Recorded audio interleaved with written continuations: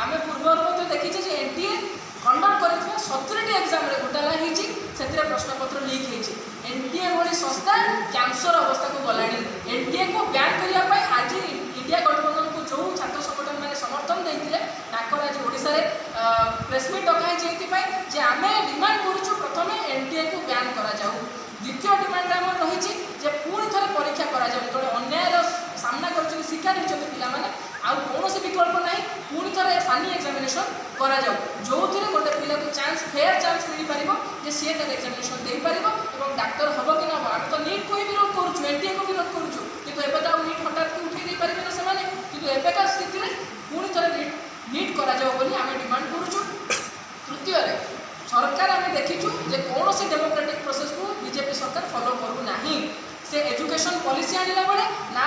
संसद आलोचना करिसेंती ना स्टेक होल्डर मान सहित आलोचना करिसेंती तेणु से एक्सपेक्ट करवाटा भूल जे से आलोचना करेंगे किंतु आम डिमांड करूँ जे आपड़ जो शिक्षा पर कौन निष्पत्ति नौकरी और स्वच्छ भाव में फ्री एंड फेयर एग्जामिनेशन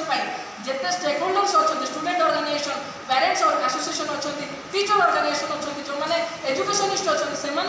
आप आलोचना करूँ। आज आ स्थिति ना जे जो 400 पार कहते तो हो पारा नहीं आप अहंकार भांगला आपड़ बाध्य संसद में कथा राहुल गांधी उठे अन्य विपक्ष दलर सांसद मैंने उठे आप नीट उपर आलोचना करूँ डायलॉग करूँ डिस्कसन करूँ कि सरकार केते भय जितेबले देशर मुख्य शासन मुख्य तांकर क्वालिफिकेशन कौन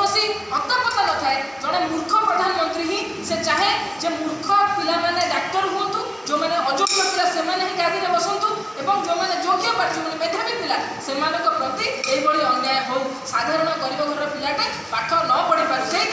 संसद भितर आलोचना को मोदी डरुंच एटी पिलांर भविष्य कथा केवल नुह ए साधारण लोक भविष्य कथा अच्छी जे आप